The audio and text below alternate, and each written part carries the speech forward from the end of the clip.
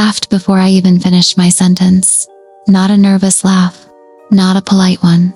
A full, open, comfortable laugh. The kind people give when they believe you are no longer a threat. I was standing in Daniel's parents' dining room, still wearing the black dress from his funeral. The house smelled like roasted chicken and lemon cleaner. The dining table was full. Silverware clinked. Wine glasses tilted casually. It had been 12 days since my husband died. 12. I just need a few weeks, I said quietly, until I figure out what I'm doing. Daniel's sister Miranda leaned back in her chair and laughed first. A few weeks, she repeated across the table. Daniel's mother didn't laugh. She smiled slowly. Double quotes. Well, sweetheart, she said, folding her napkin neatly. You don't live there anymore. The room fell into that strange silence where everyone pretends something normal was just said. I blinked. I'm sorry. The house, Miranda added casually. It's not yours. Dad handled the paperwork. This morning, my ears rang. Daniel's father cleared his throat. We've already contacted a realtor. It's best to move quickly before the market shifts. I've lived there for 6 years, I said, and Daniel owned it for 12. His mother replied calmly. It stays in the family. I am family. Miranda laughed again. That was the word. Something inside me went still. I paid the utilities, I said quietly. The renovations, the kitchen remodel. And we appreciated that, his mother said sweetly. But you were never on the deed. I felt heat rise in my chest. You're asking me to leave my home? We're telling you, Daniels, father corrected gently, that it isn't your home. Miranda leaned forward. Besides, what exactly are you going to do now? You don't even have a job. The table laughed again. That one hurt, because it was true. I'd left my job 3 years earlier to help Daniel launch his consulting firm. I handled the admin, the marketing, the bookkeeping. I believed in him. When he died suddenly from a brain aneurysm, the firm died with him. No contracts in my name, no income stream, just grief, and now laughter. You'll figure something out, Miranda said. You always land on your feet. There was something in her tone, like she was watching a stray dog being relocated. Daniel's mother stood slowly. We've arranged for movers on Friday. It's better this way. Clean. Clean. That word landed differently, as if I were something that needed removing. I looked around the table. No. One avoided my eyes. They weren't embarrassed. They were relieved. They thought I had nothing. They thought I was powerless. And in that moment, I did. I stood. I understand. I said quietly. Miranda smirked. Daniel's father nodded, approvingly. His mother walked me to the door. Grief makes people irrational, she said softly. But this is practical. When I stepped outside, the night air hit my face sharply. The porch light flickered. I could still hear them laughing inside. 12 days after burying their son, they were celebrating repossession. I got into my car and sat there for a long time. My hands rested on the steering wheel, empty. Because that was what I was. Now, empty. I did not cry that night. I drove back to the house slowly. The porch light was still on. Daniel always forgot to turn it off. I unlocked the door, walked inside. The silence felt different now. Not grief, threat. I stood in the living room and looked around at the couch we'd picked together, the dining table. I refinished myself. The kitchen island. I paid for, not on the deed, not legally mine. Miranda was right. I had nothing, except one thing. I walked to Daniel's office. The desk was still cluttered. Stacks of unopened mail. Legal folders. Contract drafts. I had handled the administrative side of the business for years, and I remembered something 6 months before Daniel died. We had a fight, a small one, about ownership. You should put your name on things. I had said, it's just paperwork. He replied, I know, that's the problem. He had smiled and said he would take care of it. I never followed up. Because I trusted him, I opened the bottom drawer of his filing cabinet. Most of it was tax documentation. Then I found a folder labeled Advisory Restructure. I opened it. Inside were documents I didn't recognize. Corporate restructuring. Papers, amendments, share allocations, N at the bottom. Signature page, Daniel Harper.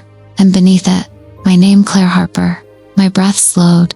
I read carefully. Primary controlling partner, Daniel Harper. Secondary controlling partner, Claire Harper. Ownership percentage, 51% Claire Harper. I blinked. That was impossible. The paperwork was dated 4 months ago. I transferred majority ownership of the consulting firm into my name without telling me. I sat down slowly. My hands shook. He told his parents. He hadn't told Miranda. He hadn't told anyone. He had secured me quietly. The firm wasn't dead. It had active contracts, pending payments, retainers, and legally it was mine. I leaned back in the chair and closed my eyes. They thought I had nothing. They laughed because they believed I was disposable. But Daniel had prepared, not for his death, for my security, and they had no idea. Not yet. I didn't sleep that night, not because of grief, because of clarity. At 2:14 a.m., I sat in Daniel's office, with every document spread across the desk.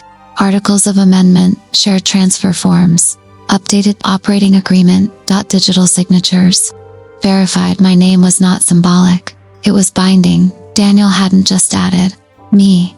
He had made me majority owner, which meant something Miranda and her father clearly did not understand. The house was in Daniel's name, yes, but the firm owned the house. I sat back slowly. 6 years ago, when Daniel's parents insisted he buy the property under a corporate protection structure for tax reasons, I didn't argue. It sounded complicated. It sounded responsible. Now I understood that home was registered under Harper Advisory Group, LLC. And Harper Advisory Group was 51% owned by me. I felt something unfamiliar rise in my chest. Not joy, not revenge, control. At 8:03 a.m., I called the firm's corporate attorney, Claire. Martin sounded surprised. I'm so sorry. I meant to reach out sooner. I need clarity, I said calmly. On ownership. There was a pause. Daniel updated the operating agreement months ago. I've seen it. You're the majority partner. And the property. Another pause. Technically owned by the firm. And the firm is majority controlled by me. Yes. Silence. Does his family have any legal authority over the property? No. I closed my eyes slowly. They're listing it with a realtor today. That would be a problem, Martin said carefully. For them, for anyone attempting unauthorized sale. My breathing steadied. Martin, I said quietly, what happens if someone tries to remove me from property owned by the firm? They'd be liable. Personally, yes. That was the moment everything shifted, not emotionally, strategically. By noon, I had copies of everything. By 2. Martin had filed a temporary injunction against any unauthorized property transfer. By 3, a cease and desist letter was sent to Daniel's father. By 4, the realtor called me directly. Mrs. Harper, she said nervously, there seems to be some confusion regarding ownership. There isn't, I replied calmly. The silence on the other end was heavy. Daniel's father instructed us to prepare listing documents. He doesn't own the property. Another pause. Then who does? I do. That evening, my phone rang. Miranda. I let it go to voicemail. Then it rang again. Then her mother. Then Daniel's father. I answered the 4th call. What did you do? His father demanded. Clarified ownership. You manipulated paperwork. No. You don't own that house. I own 51% of the company that does. Silence. You're lying. You can speak to Martin. I could hear his breathing. Sharp. Angry. You think this is funny? No. Miranda's voice appeared faintly in the background. What's happening? He covered the phone briefly. When he returned, his tone had changed. Softer. We were trying to help you. That removing me. It's complicated. No, I said quietly. It isn't. They arrived at the house unannounced the next morning. All three of them, standing on the porch like they still belonged there. I opened the door slowly. Miranda's confidence was gone. Daniel's father looked tight. His mother looked composed but pale. You embarrassed us, Miranda said immediately. You laughed at me, I replied. That's not the point. It is. Daniel's father stepped forward. We need to discuss this like adults. I agree. He exhaled. You blindsided us. I was blindsided 12 days ago. Daniel's mother spoke then. You knew about this transfer. No, that's convenient, I found out after dinner. Miranda's jaw tightened. You're exploiting a technicality. I looked at her calmly. I'm honoring a legal structure. Daniel's father ran a hand through his hair. The firm can't survive without Daniel. It doesn't need to. He blinked. What? I'm dissolving it. That landed.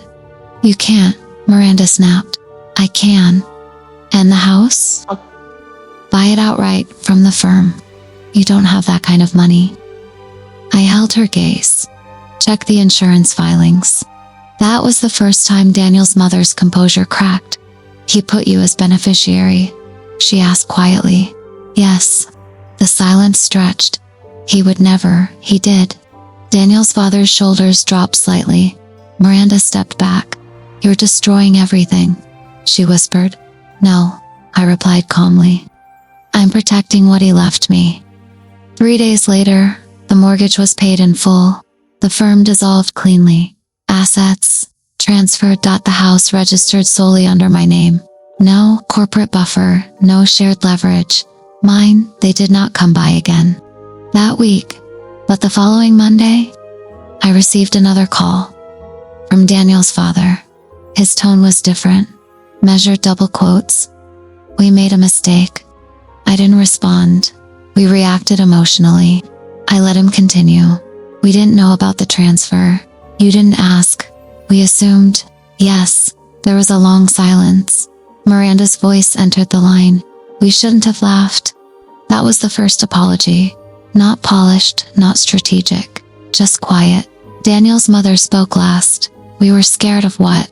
I asked, losing control. There it was. Not the house. Not the money. Control. You tried to erase me, I said. Evenly? We were grieving. So was I. Silence again. We want to make this right, Daniel's father said. How? Another pause. We'd like to come over. Talk. I looked around the living room. The space felt different now. Solid. Not today, I said. When I'm ready. They did not laugh again. Part 3, the visit 2 weeks later. They came, not as owners, not as decision makers, as guests. Daniel's mother stood in the doorway, hands folded. Miranda avoided my eyes. Daniel's father carried a folder. He handed it to me. We want to transfer Daniel's remaining personal investments into your name, he said. That's not necessary.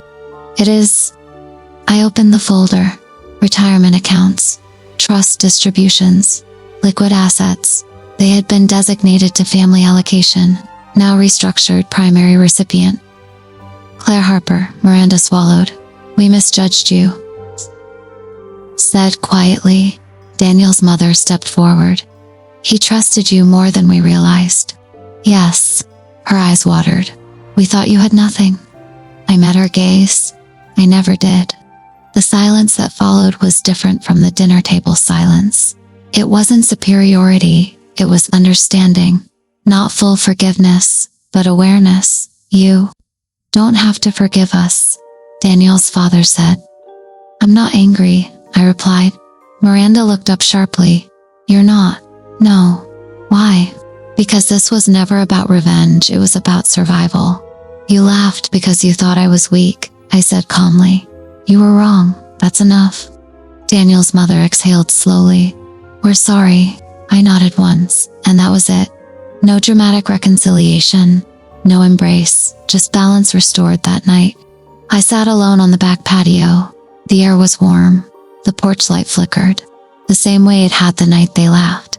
But I felt different. Daniel had prepared quietly, not to win a fight, but to protect me from one. They thought I had nothing. They thought grief made me fragile. They thought paperwork defined power. What they didn't understand was this. Power isn't loud, it's patient, it waits, it signs quietly. It prepares before it needs to act, and when the moment comes, it makes one call and changes everything. Asterisk, asterisk, they laughed when I had nothing. They begged when they realized I never did.